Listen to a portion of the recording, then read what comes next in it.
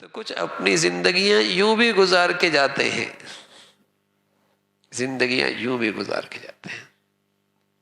حضرت انور شاہ صاحب رحمۃ اللہ علیہ، انور شاہ صاحب رحمۃ اللہ علیہ عجیب و عجب آدمی تھے۔ ایک مرتبہ انہیں دارالعلوم سے ہندوستان سے مصر بھیجا گیا۔ اس زمانے میں بیل گاڑیوں کا سفر ہوا کرتا تھا، بیل گاڑیوں کا مہینے لگتے تھے۔ جامع ازہر اس وقت مشہور ترین ادارہ تھا دنیا کے اندر۔ ان کے پاس ایک کتاب تھی نور العزا، عربی زبان میں۔ استاد نے انہیں بھیجا، جاؤ وہ کتاب لے کے آؤ۔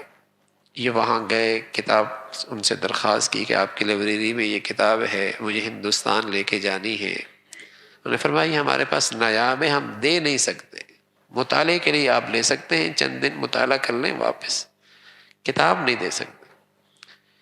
مطالعہ کر کے واپس آئے، اپنے استاد سے شیخ الہند رحمۃ اللہ علیہ سے عرض کیا کتاب تو نہیں ملی۔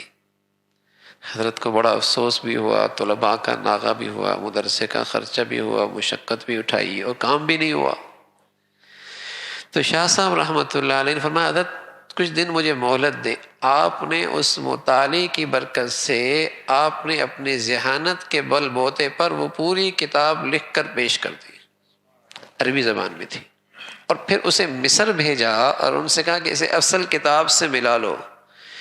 انہوں نے کہا امام بخاری کے بعد اگر ہم نے کسی کا حافظہ دیکھا ہے تو اس شخص کا حافظہ دیکھا ہے۔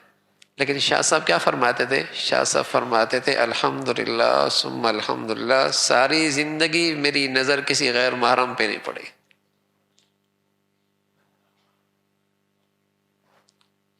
ایک مرتبہ تقریباً 55 سال کی عمر تھی، بخاری پڑھاتے تھے دارالعلوم میں ہندوستان میں، تقریباً اتنی عمر تھی۔ ایک مرتبہ گھر تشریف لائے تو قاری طیب صاحب رحمۃ اللہ علیہ کی والدہ بوڑھی، 60 سال سے اوپر عمر ہوگی ان کی، بوڑھی عمر عورت، وہ گھر میں آئی ہوئی تھی، پتہ نہیں چلا۔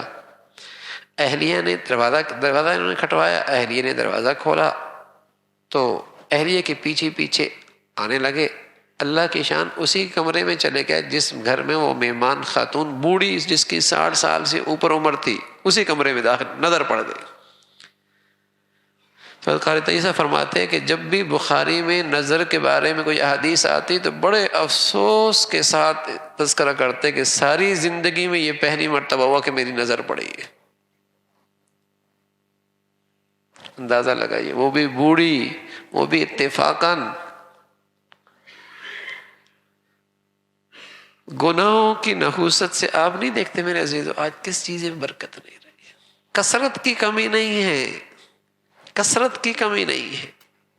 اب دیکھیں حالانکہ اتنے ذرائع ہو گئے ہیں، ہونا چاہیے تھا کہ آدمی فارغ ہوتا، آدمی فارغ ہوتا، کیونکہ پہلے ملاقات کرنے کے لیے کتنا وقت لگتا تھا، بات کرنے کے لیے کتنا وقت لگتا تھا، کسی چیز کی تلاش کرنے میں کتنا وقت لگتا تھا، کسی چیز تک پہنچنے میں کتنا وقت لگتا تھا۔ اب تو تیزی تیزی ہے، لیکن وقت سے برکت کیسے اٹھی؟ ایسا لگتا ہے پہلے زیادہ مصروفیت ہو گئی ہے، وقت ہی نہیں۔